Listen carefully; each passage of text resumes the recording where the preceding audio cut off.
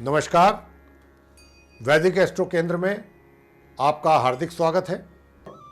आज इस कार्यक्रम में जो एक विषय हम आपके लिए लेकर के आए हैं, विषय क्या है? ये एक वो चर्चा है जो सभी जानना चाहेंगे इसके विषय में, और सभी को अच्छा भी लगेगा जान करके। ये है वर्ष में जो एक बार हमारे गणपति बप्पा मौर्य जी का जो गणेश महोत्सव होता है, जिसको हम गणेश विनायक चतुर्थी के नाम से भी जानते हैं। बहुत बड़ा महोत्सव होता है ये वर्ष में। बच्चा बच्चा हमारे देश का जानता है इसके विषय में, गणपति बप्पा मौर्य। तो आज हम विनायक चतुर्थी जो कि 2022 में पढ़ने वाली है, कब पड़ेगी, किस दिन पड़ेगी, और इसका क्यों इतना महत्व है, क्यों इसको मनाया जाता है गणेश महोत्सव को, और इस दिन चंद्रमा क्यों नहीं देखना चाहिए, चंद्रमा के दर्शन क्यों नहीं करना चाहिए, चंद्रमा के दर्शन करने पर हम कितना बड़ा उसका हमें एक तरीके से उस भूल का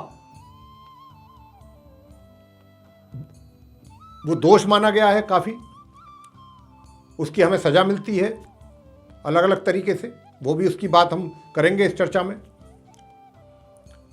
और अगर गलती से चंद्रमा के दर्शन हो गए हैं उस दिन, तो फिर उपाय क्या है ताकि उस दोष का निवारण हो सके, इसकी बात करेंगे।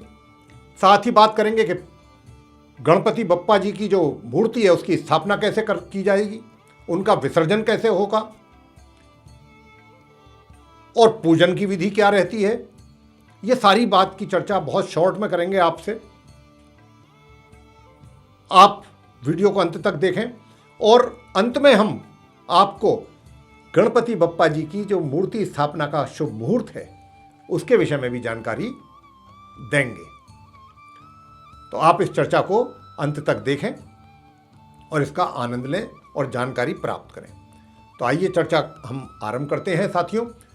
जैसा कि जानते हैं आप सब, मैंने अभी आपसे थोड़ा सा उसके बारे में बताया है कि इस वर्ष गणेश महोत्सव यानी गणेश चतुर्थी कब है, तथा गणपति जी की मूर्ति की स्थापना एवं पूजा का शुभ मुहूर्त इत्यादि इत्यादि। तो गणेश चतुर्थी जो है प्रिय साथियों, भाद्रपद माह की शुक्ल पक्ष की चतुर्थी को मनाई जाती है। ये पर्व जो है मनाया जाता है मतलब, और मान्यता ये भी है कि गणेश जी का जो जन्म है वो भादों के महीने में शुक्ल पक्ष की चतुर्थी को मध्याह्न काल में दोपहर के समय, दिन सोमवार था, स्वाति नक्षत्र में और सिंह लगन में हुआ था। इसीलिए ये चतुर्थी जो है, या इसको हम विनायक चतुर्थी के नाम से भी जानते हैं, और इसीलिए हम इसको विनायक चतुर्थी या गणेश चतुर्थी कहते हैं। तो साथियों ये बात भी यहाँ पर समझने वाली है कि इस दिन मध्याह्न को जो व्याप्त होती है चतुर्थी, उसी को लिया जाता है। और यह भी मान्यता है इसी के साथ साथ कि इस दिन, चतुर्थी के दिन, चंद्रमा के दर्शन नहीं करने चाहिए, बिल्कुल नहीं करने चाहिए, क्योंकि अगर हम चंद्रमा के दर्शन करते हैं तो वो दोष लगता है, और ऐसा मान्यता है कि हमें कलंक का भागी होना पड़ता है जो भी दर्शन करता है इस दिन चंद्रमा के। अगर भूल से चंद्रमा के दर्शन हो जाएं या हम कर लेते हैं अनजाने में, तो फिर इस दोष के निवारण के लिए इस मंत्र का कम से कम 1 माला, यानी वरना 3 या 5 माला अवश्य जाप करना चाहिए। और श्रीमद् भागवत है उसके 10वें स्कंद के 57वें अध्याय का पाठ करने से भी, यानी कि श्रीमद् भागवत के 10वें स्कंद के 57वें अध्याय का पाठ करने से भी चंद्र दर्शन का दोष समाप्त हो जाया करता है। ऐसी मान्यता है हमारे शास्त्रों के अनुसार। और वो मंत्र क्या है जिसके विषय में अभी हम आपसे कह रहे थे कि 1 माला या 3 माला या 5 माला या 8 माला ऐसा करना चाहिए, वो मंत्र हम आपको बता रहे हैं। सिंह प्रसने मदधीत सिंहो जाम्बवतः हतः सुकुमारक्मा रोदिस्तव हुमेश स्यमंतकः, ये है वो मंत्र। तुलसी के पत्ते गणेश जी की पूजा में कभी इस्तेमाल नहीं करने चाहिए, कभी प्रयोग उनका नहीं करना चाहिए। तुलसी को छोड़कर बाकी सारे पत्र हैं, पुष्प हैं, ये आप गणेश जी को अर्पित कर सकते हैं। वैसे तो लाल चंदन, लाल फूल गणपति जी को बहुत अधिक प्रिय हैं प्रिय साथियों। वैसे गेंदे के फूल भी गणेश जी की पूजा के दौरान आप चढ़ा सकते हैं। इसी के साथ दुर्वा घास भी गणपति जी को बहुत अधिक प्रिय है प्रिय साथियों। गणपति जी की मगही के जो पान आते हैं उनसे भी मतलब उनको भी अगर आप अर्पित करें गणपति जी को पूजा के समय पर चढ़ाते हैं आप, तो ये सब हम आपको इसलिए बता रहे हैं यहाँ पर कि अगर आप गणपति जी की मूर्ति की स्थापना अपने घर या अपने कार्यालय यानी कि ऑफिस या किसी पंडाल आदि में करना चाहते हैं या कर रहे हैं, तो आप पूजा के समय इन सारी चीज़ों को गणपति जी के श्री चरणों में अवश्य चढ़ाएं, तो आप गणपति जी को प्रसन्न जरूर कर पाएंगे। प्रिय साथियों, आपको यहाँ पर अब हम विस्तार से पूजा करने की जो विधि है और पूजा में प्रयोग होने वाली कौन सी वो चीज़ें हैं, क्या क्या होना चाहिए, क्या सामग्री होनी चाहिए, इसके विषय में भी आपको बताएंगे। भगवान श्री गणेश जी की पूजा उनके मंत्रों के उच्चारण के साथ करनी चाहिए। मंत्र जैसे कि मैं एक उनका मंत्र आपको बता देता हूं। ओम वक्रतुंड महाकाय सूर्यकोटि संप्रभ निर्विघ्नं कुरु मे देव सर्व कार्येषु सर्वदा। ये गणपति जी का मंत्र है, और भी बहुत हैं, तो आप ऐसे ही मंत्र का उच्चारण करते करते गणपति जी की पूजा का शुभारंभ करें। और ऐसा मान्यता है, ऐसा माना जाता है कि भगवान श्री कृष्ण जी जो थे उन पर भी स्यमंतक मणि थी, उसकी चोरी करने का झूठा कलंक उनके ऊपर लग गया था। क्यों लगा था, जिसकी अभी हम आपसे चर्चा कर चुके हैं। वो इसलिए लगा था और वे अपमानित भी हुए थे, इसके लिए झूठा कलंक लगा था।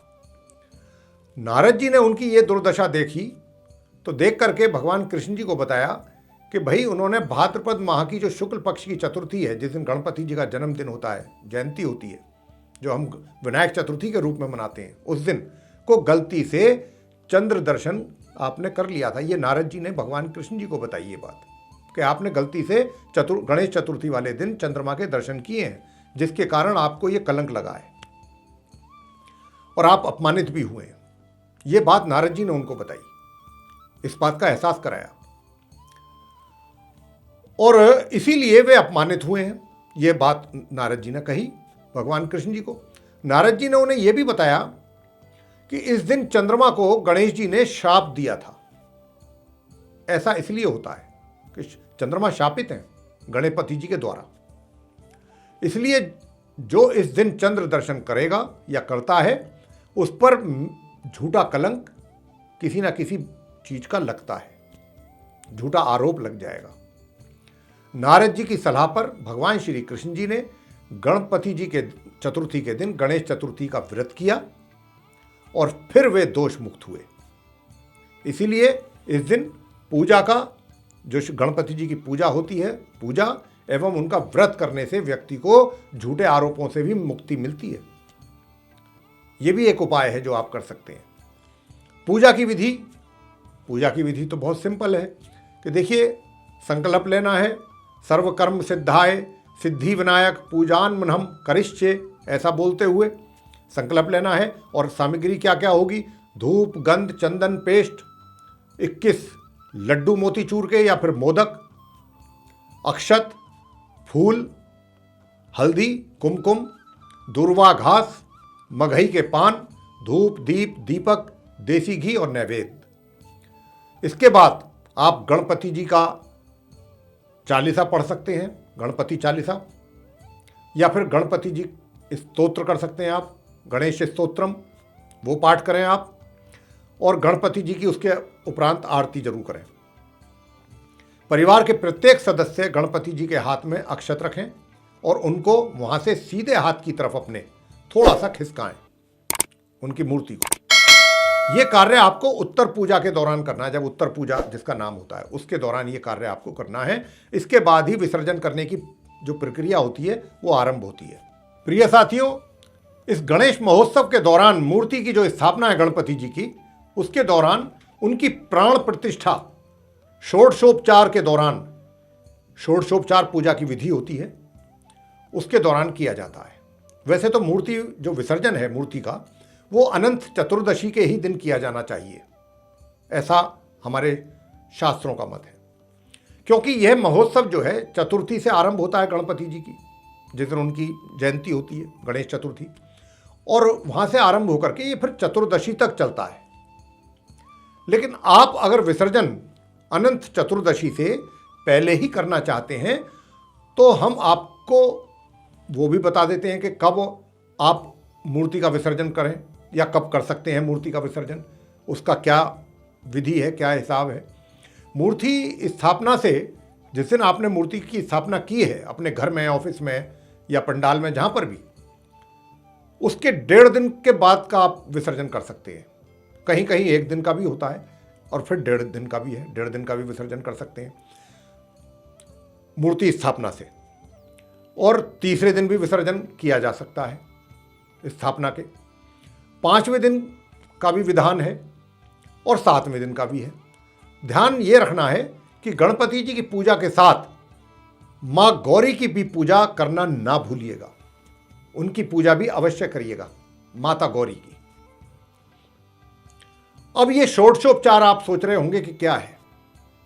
मैं तो यही कहूँगा कि अगर आप नहीं कर सकते हैं तो किसी योग्य ब्राह्मण को बुला करके षोडशोपचार पूजा विधि के द्वारा मूर्ति की स्थापना आप कराएं।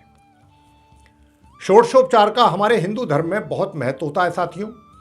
किसी भी देवी देवता के पूजन में इसको विशेष रूप से महत्व प्रदान किया जाता है।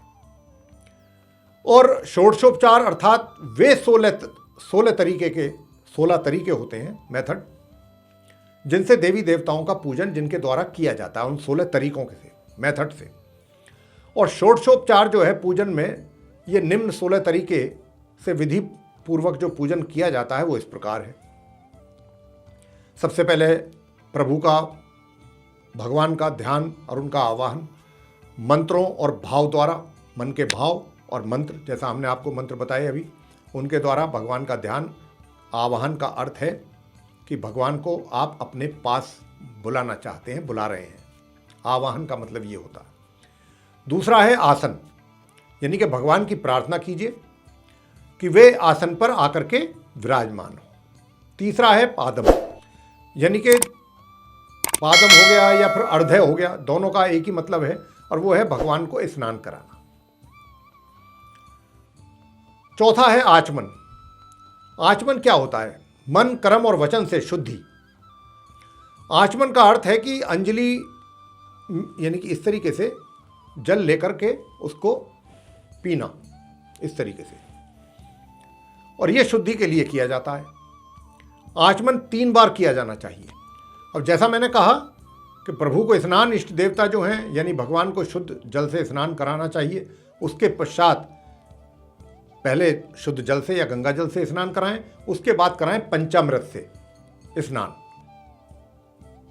दूध, घी, शक्कर, शहद और गंगा जल, दही, 5 चीज़ें होती हैं। 5 चीज़ों को लेकर के आप उनसे पंचामृत बना करके उससे स्नान करा सकते हैं। फिर उनको वस्त्र आपने पहनाना है। ईश्वर को अपने हाथों के द्वारा वस्त्र आप अर्पण करें उनके श्री चरणों में, या उनको पहनाएं। फिर होता है इसके बाद यज्ञोपवीत। इसका अर्थ होता है कि जनेऊ, ये सिर्फ भगवान को ही समर्पित किया जाता है, माँ गौरी को नहीं, देवी माता को नहीं, सिर्फ गणपति जी को जनेऊ। इसके बाद है गंधाक्षत, यानी कि चावल, रोली, हल्दी, चंदन, अबीर, गुलाल इत्यादि।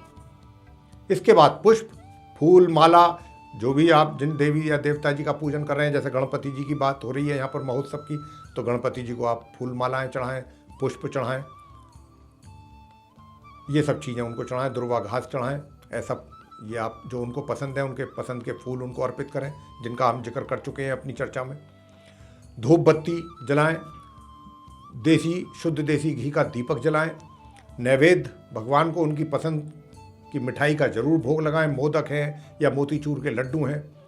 फिर इसके बाद तांबूल, इसका मतलब है पान, तांबूल पान को कहते हैं। फल और मिठाई के बाद तांबूल, साथ में फल, सुपारी, लौंग और इलायची भी आपने अर्पित करनी है। तथा फिर उसके अंत में दक्षिणा आप चढ़ाएं, ये किया जाना चाहिए। इसके बाद फिर होता है जल आरती। द्रव्य के रूप में रुपए हैं या सोना है, जो भी आप जिस लायक भी हैं आप, जो भी आपकी मतलब अपनी श्रद्धा और कैपेसिटी है, चांदी हो गया, ये अर्पित किया जाना चाहिए।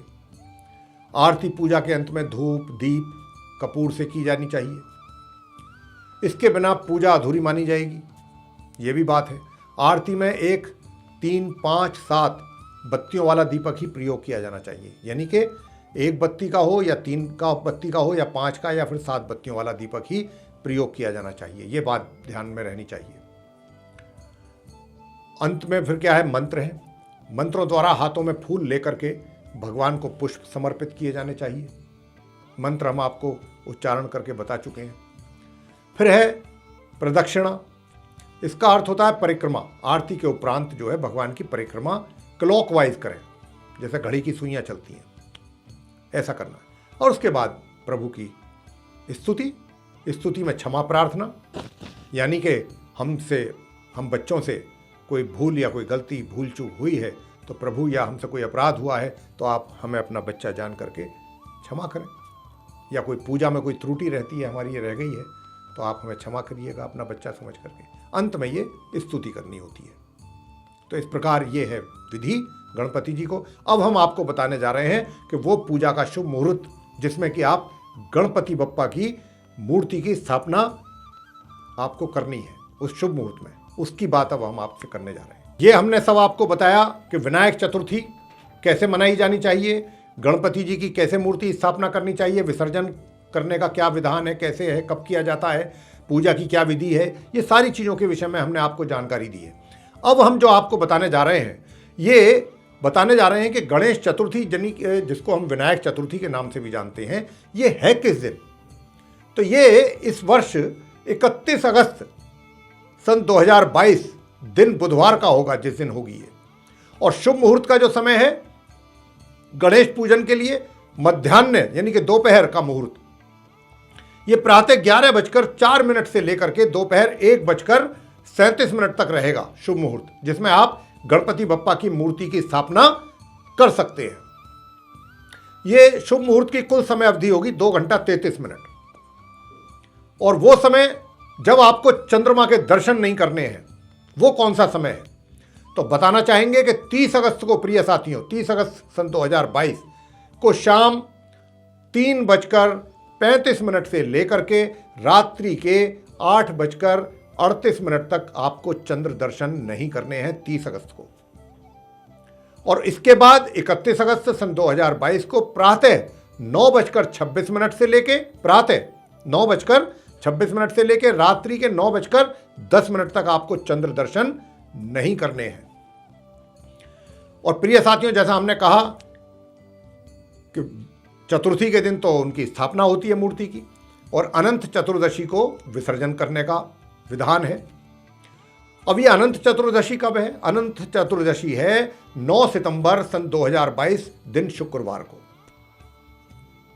रवि योग होगा इस दिन प्रातः 3:17 से लेकर के रात्रि 12:12 तक, 31 अगस्त को 2022 को जो रवि योग रहने वाला है।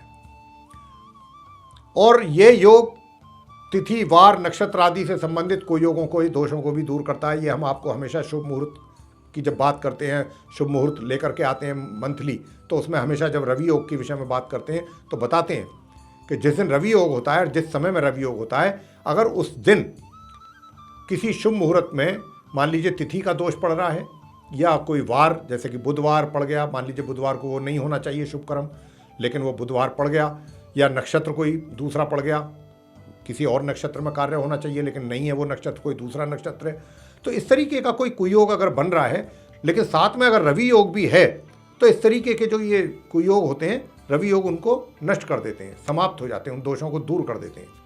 तो रवि योग भी जो है वो प्रातः 3:17 से लेकर रात्रि के 12:12 तक रहेगा, 31 अगस्त सन 2022 को, दिन बुधवार के दिन, जिस दिन गणेश चतुर्थी होगी उस दिन रवि योग है। ये हमने अब आपको जो चीज़ें बताई हैं सारी, ये आप नोट करके रखिए और इसी दिन और ऐसे ही आप प्रभु की वंदना करें, उनकी मूर्ति की स्थापना करें और धर्म लाभ लें, प्रभु का आशीर्वाद लें, प्रभु को प्रसन्न करें। इसी के साथ चर्चा समाप्त होती है। बहुत बहुत धन्यवाद। जय माता दी।